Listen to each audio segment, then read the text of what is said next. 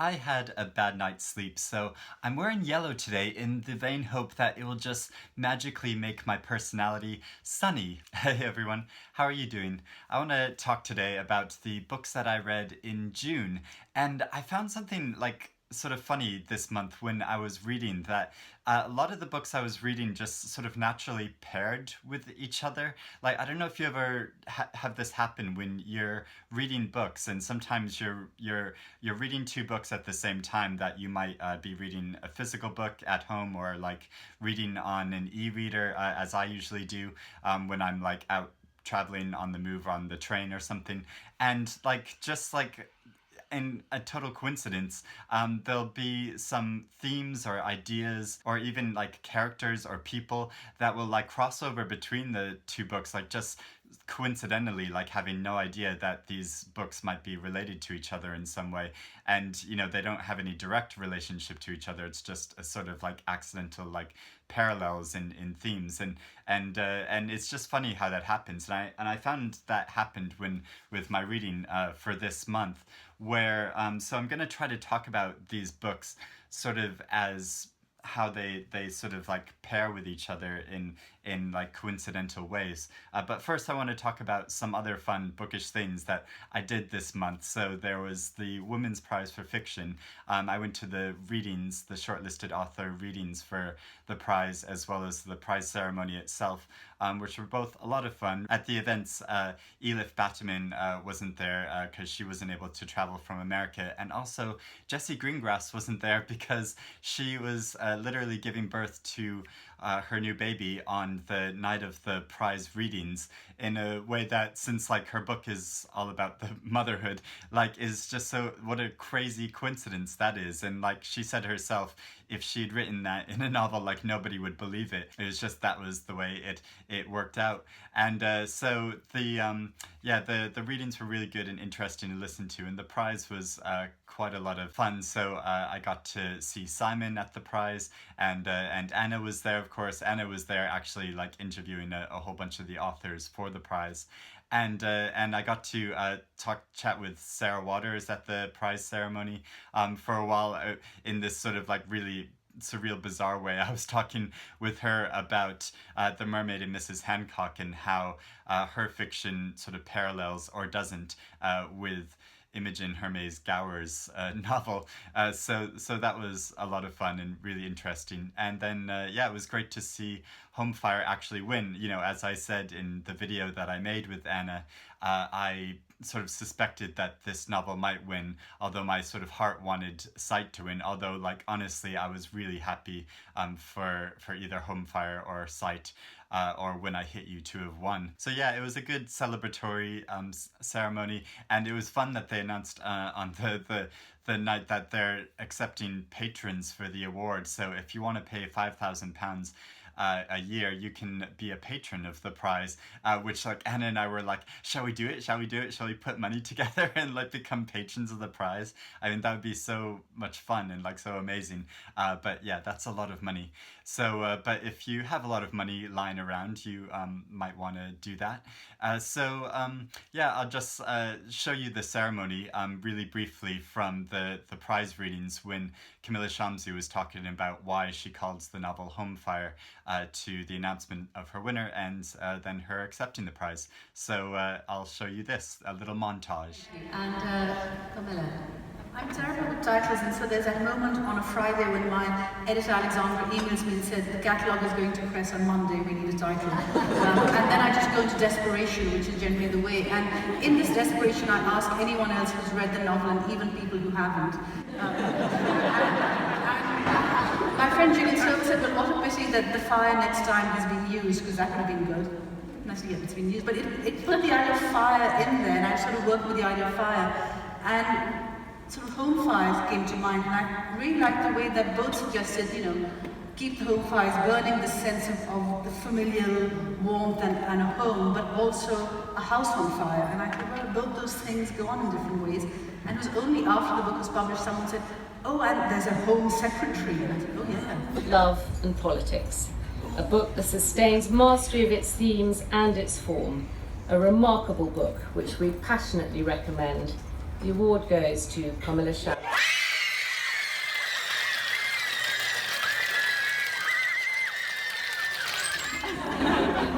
There was Orange Bessie, there was Bailey's Bessie, there's Women's Prize Bessie. Now she's my Bessie. Ali Smith was one of the first people to encourage it. Also, Ali and I have a musical we'd love to do called Antigone the Musical. Subtitle, Stop It Please, Sophocles. There's one entity, I think, that I particularly want to mention, and that is this prize. My life as a writer, I think, is divided into two halves. The first half, before the first time I was shortlisted for this prize, and ever since. And I remember the first time I was shortlisted, and when Marilyn Robinson was very rightly announced as the winner, Maggie G was standing in front of me. Maggie, are you here? Is Maggie here? Well, we shall imagine Maggie is here. And she turned to me and said, whatever happens tonight, don't let anyone feel sorry for you, because this shortlist changes everything. And it really did.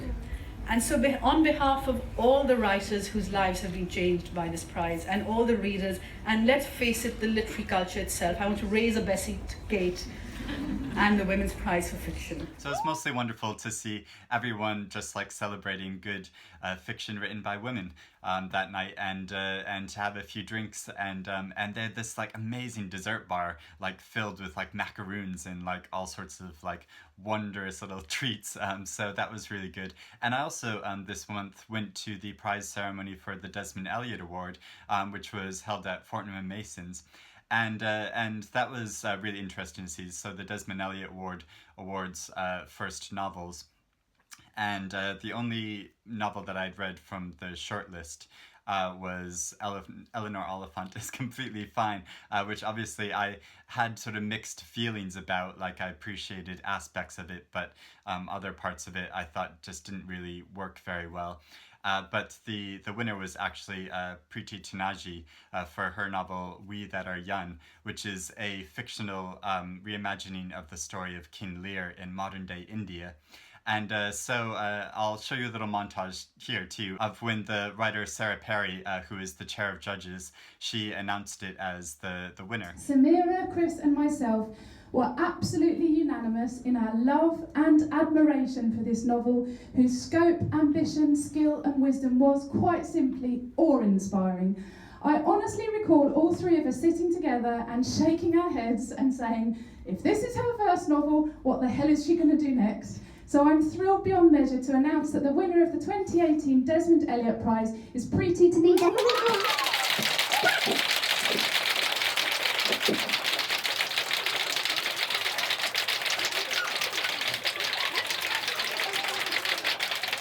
It is an honour for me to be standing here tonight and to receive this wonderful endorsement of We That Are Young alongside such stunning books as Paula's and as Gail's. So that was really fun. And then another really interesting, like exciting thing I got to do this month was I was invited to take a private tour of the London Library with a couple of other bloggers and vloggers. And that was really interesting because the London Library is this it's the largest private library in London. You have to be a member to take books out and pay an annual subscription.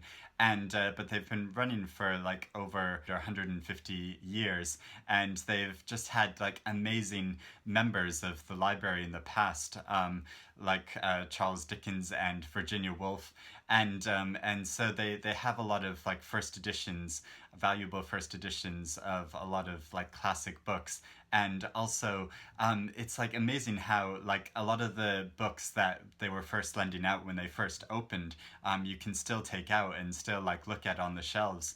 And so like you can look at the books on the shelves, and I actually saw these books that Charles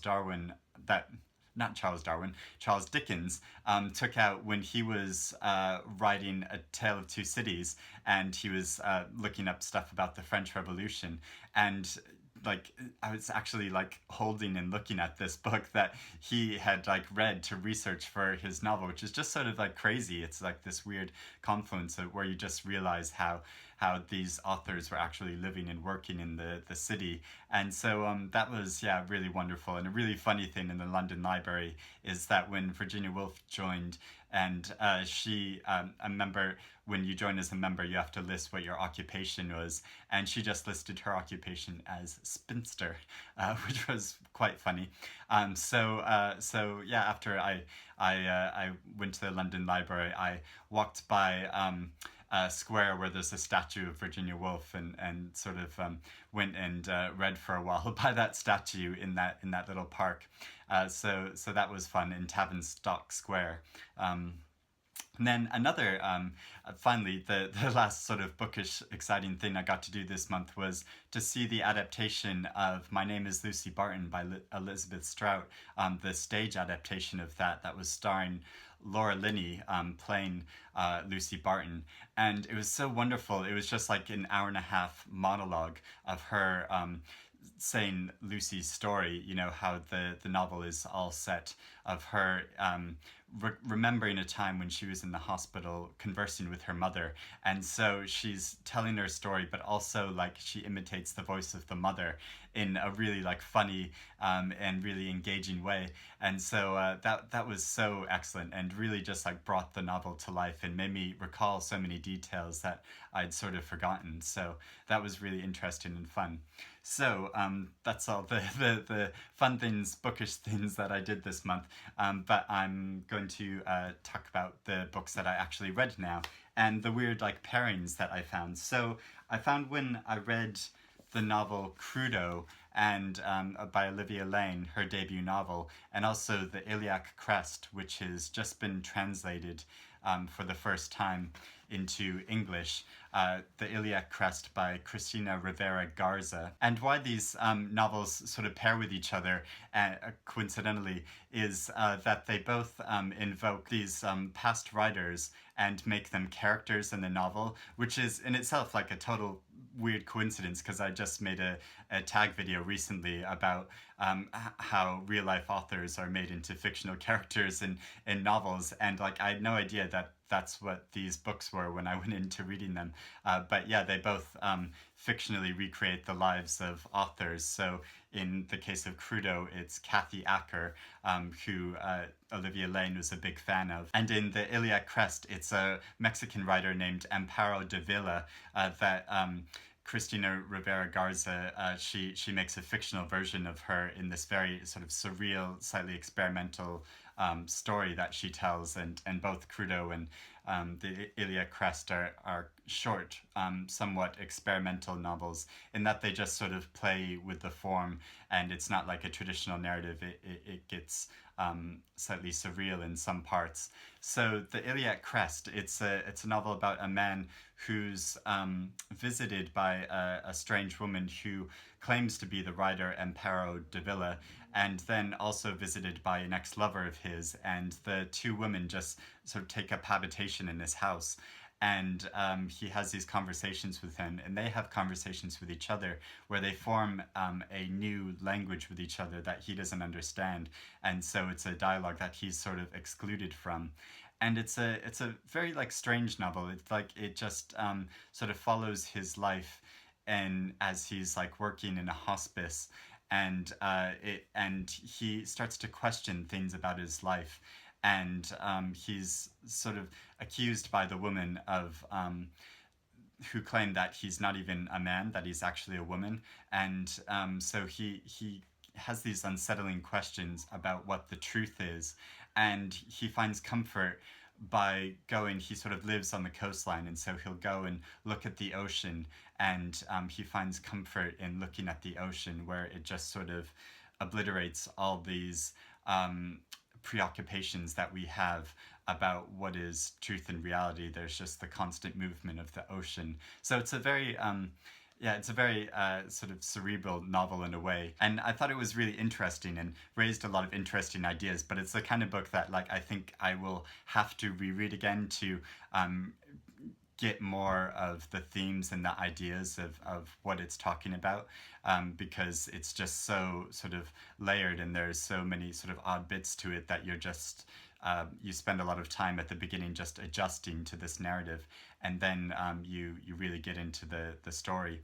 And then, so Crudo by Olivia Laing, which I talked about in my favorite books of the year so far video, is just about sort of modern day life. But Olivia Laing writes about what's basically her own life, but as that's sort of melded with the life of Kathy Acker.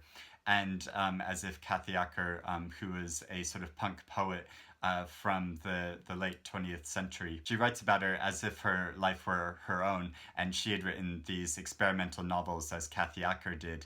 And she describes her process of how she's getting married and never sort of thought that she would do that because it's about sort of her gender identity and how she sort of identifies more as a gay man.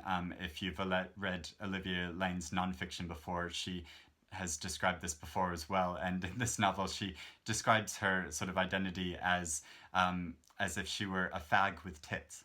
And and so it's sort of a romance and about the connection we can sort of surprisingly find with people and settling down in a love affair when we didn't expect to do so.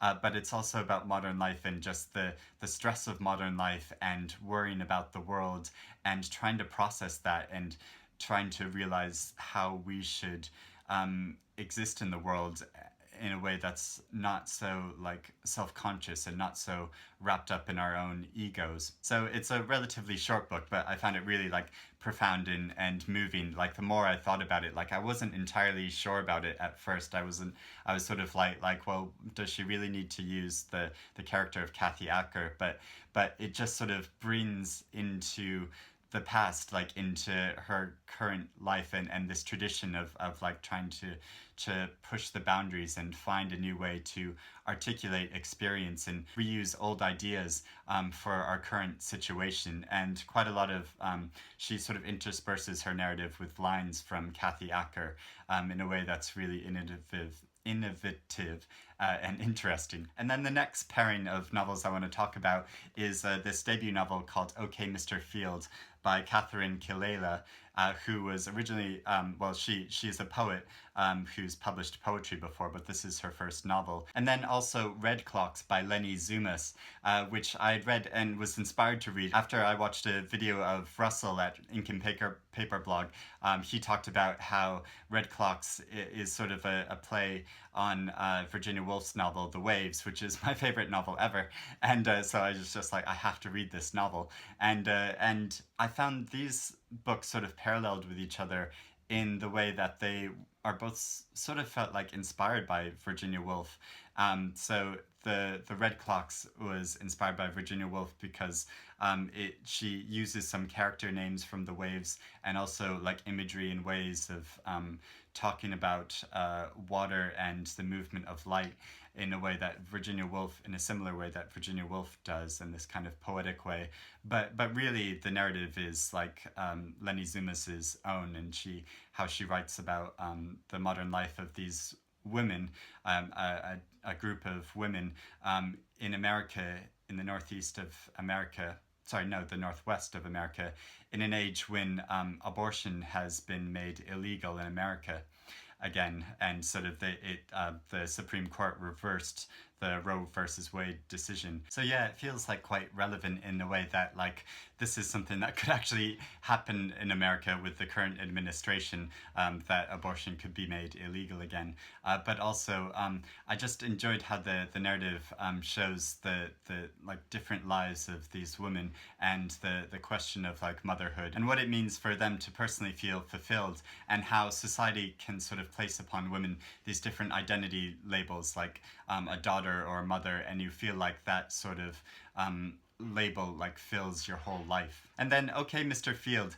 is a novel that I would classify it as sort of an experimental novel as well, in that like it doesn't focus so much on plot or giving you details about characters, but more gives an impression of that character's life in sort of a way that I felt that Virginia Woolf does sometimes in her fiction, where it more tries to get at this like description of being rather than a description of a plot. Although in Virginia Woolf's fiction there is a lot heavier plots. And but also in the way that OK Mr. Field, it's about a man who is a pianist, a famous pianist, and he is in an accident and damages his hand so that he can't play anymore. And so his life is sort of lost any sort of occupation or agency, and he goes to live in this house by the sea in South Africa, where he just sort of like exists and sort of drifts along in this odd way, in that he has like really no motivation. His wife sort of disappears or leaves him, we're never really sure, but he just sort of like lingers on and sort of wonders what happens to her, but never really like actively tries to find out what happens to her. And he reads these notebooks where she gives these descriptions of the sea, and so it's all very odd, but I found it like oddly moving and comforting to read. But I realized that it's a book that like probably a lot of people will be bored or frustrated by, because essentially nothing really happens in the book except these like slow observations about his like internal responses to the world and wondering where he fits in the world now. And then finally, the third pairing I want to talk about are these two novels, Never Anyone But You, Rupert Thomson's new novel that was published recently, and this novel Summer Will Show by Sylvia Townsend Warner, which was first published I think in 1934, sometime in the 1930s. And it's sort of funny, the parallels between these books, in that they both depict lesbian relationships during times of war, and which you sort of don't really get very often, but they like explore them in like fascinating ways. So Never Anyone But You is about two women at the start of the 20th century named who had sort of renamed themselves Claude Cahoon and Marcel Moore to give themselves the sort of gender neutral names, and they're artists. One of them is a writer, and one of them makes drawings and sketches and illustrations, and so they're sort of set in the scene. They're living in Paris in like the early 20th century, when a lot of artists and writers were living there, and it shows how they're sort of their interactions with the surreal movement, and I should say that these were real life women. You can look up their work, and there's lots of really striking photographs of them. And they eventually moved to the Isle of Jersey to try to find some like isolation and peace and quiet. And but then World War II comes along, and they find themselves in occupied Jersey, and it's the story about how they like rebel against the Nazi invasion and the Nazi occupiers in sort of subversive ways, in that they publish these notes, anti-Nazi notes, and put them all over the island, and then until they're like eventually captured. And so it's a really like dramatic, gripping story, as well as like showing the lives of different artists in the early 20th century. So it's a really striking, really interesting book that is really enjoyable. And then Summer Will Show by Sylvia Townsend Warner. I read this as a buddy read. Kindly, Sean, the book maniac, and Britta Bowler invited me to join their buddy read doing this, which I was so glad I did, because this has been like sitting on my shelves for ages, and I keep meaning to get to it. It's one of Sarah Waters' favorite novels, and yeah, this is the first book I've read by Sylvia Townsend Warner. And her writing's really interesting. It's very cerebral and very detailed, so you like really have to pay attention to it. It's sort of like we've been saying, it's sort of like Henry James in that way.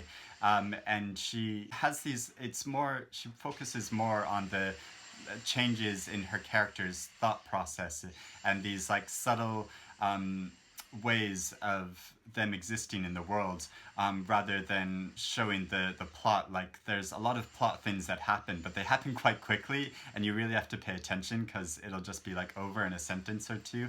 And so this is about a woman in the early 1800s, in around 1848, I think, when she is an English aristocrat and raising these two children, and then she loses the two children, and she tries to reconnect with her estranged husband in Paris. And when she goes to Paris, she happens to find that the French Revolution is happening and the barricades are being like created, and she's just sort of suddenly embroiled in the French Revolution.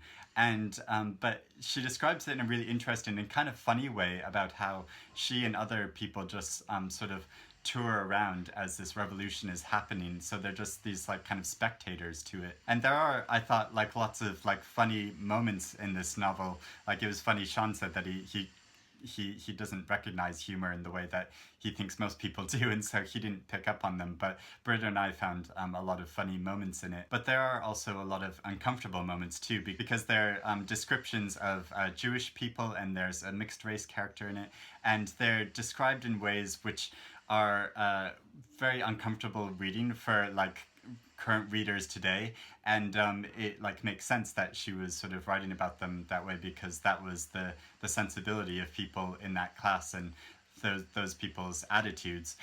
But yeah, it just sort of makes it quite like uncomfortable to read. And it's interesting in the way too about how it shows the way that attitudes have really changed and encapsulates the sensibility of certain classes and social groups of people at that time. So it's an interesting way of looking at history, and also like the way she depicts the main character of Sophia is really like compelling in how she shows her like gradual transformation of becoming her own person, because like throughout the novel she's sort of like drifting and not really sure where she fits in society, because like at that time there were only certain roles that women in her class of society were able to fill, and that's really pointed out, but she tries to find another way of existing. So it's a novel that I like mostly enjoyed, but it's the kind of read that you really need to pay attention to when reading it.